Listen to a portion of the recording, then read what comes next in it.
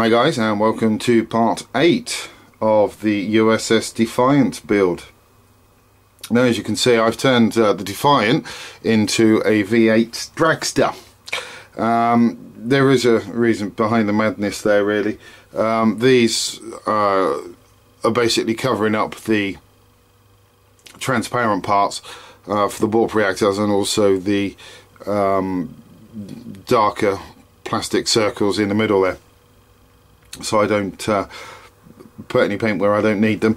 The rest of the ship, as you can see as well, has been masked off. I just need to get the paint put down, and as you can see, all of the bottom side there has been masked off as well, and around the back end we've got the covers for the warp engines there, and also on the front end as well you can see that that's been masked off, and I've also temporarily masked off the area for the Buzzard scoop as well.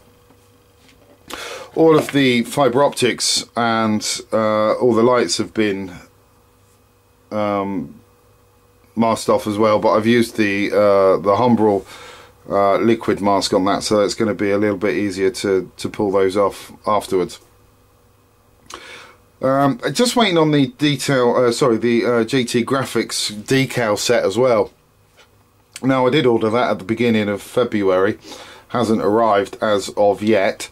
I did send an email to Federation Models, the company that I bought them from, and they advised, whether it's true or not I don't know, but they advised that they have sent them, and that sometimes the US Postal Services gets a bit confused with postcodes for the UK and postcodes for Mexico. So they seem to think that my decals have ended up somewhere in Mexico. So we just have to wait to see if they arrive. If not, then I'm going to need to order myself a new set and see if we can get those in any quicker. So I think if the original set of decals I ordered don't come in, that's going to really delay the progress on this model. So anyway, what I'm going to do, guys, I'm going to get this repainted, and as soon as I've done that and I've pulled the masks, I'll come back to you with another update. Until then, please do take care. Richard back with you again. I've put the first layer of paint down around the seams just to see where we are, and as you can see, there's quite a few gaps still around those areas. And if you can see down the side of the ship, you can actually see the seams there as well, and it's just the same on the other side too. Now, when I originally putted and sanded the seams, they appear to be okay. So either I'm going really blind in my old age, or they're ninja seams and they just decided to show up on the scene as soon as I put the paint down. So I'm just going to have to go back over those again and see if I can get those to disappear once and for all. So it looks as though, for me, for the moment, it's just another sort of case of putty and sanding until such time that we've got those done. So as soon as I've got that done and the paintwork's up to scratch, I'll come back to you guys with another update. Richard back with you for another quick update on the USS Defiant. The good news is today the decals from JT Graphics have finally arrived.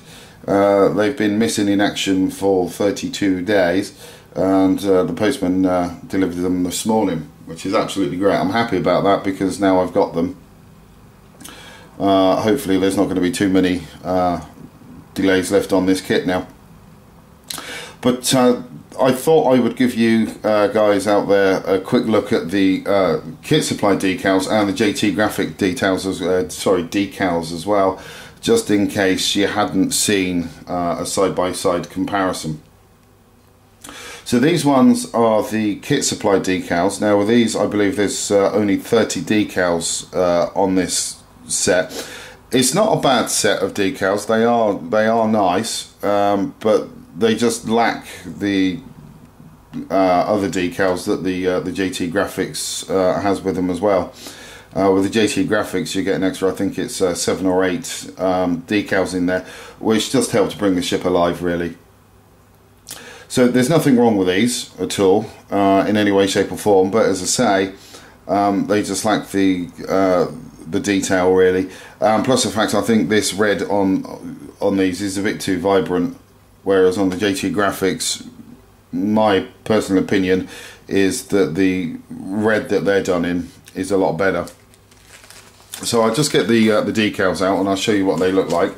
They do come in a nice little pack like this. You've got a fairly thick piece of cardboard in there to help keep things straight, and you've also got the decal instructions in there as well. So I'll just get this opened and give you a look at them. So these are the instructions for the placement of the decals. It also gives you hints and tips on how to apply the decals, and also some important information to read about the decals. It just says that they've been coated with Testors clear flat lacquer. They also advise you to stay away from using enamel clear coat, as it could ruin the decals. So this is what the decals for the kit look like, and as you can see straight away, they are different to the kit supplied ones. Now they do have most of the same stuff in there. You know, you've got these little ones there which are the same as those. The things in this set that you get are these little yellow ones here, and plus the fact you've got these lines here which do have the yellow stripes in them, which you don't have on this kit. And we'll also find that the ones that go down the centre of the hull as well actually go all the way down the kit, rather than this one stops just before the end of the kit. So there's been a little bit more attention applied to the size of the decals as well as the thickness of the decals. Now the ones with the JT Graphics decals, they're actually, if you look at them, just ever so slightly thinner than the kit supplied ones. So I'm really happy that these have come in now. So what I'm going to do is I'm just going to put these away in a nice safe place until I'm ready for them. So I'm still working on the seams. So as soon as I'm ready to put these decals on, I'll come back with another update so we can see what they look like. Until then, please do take care.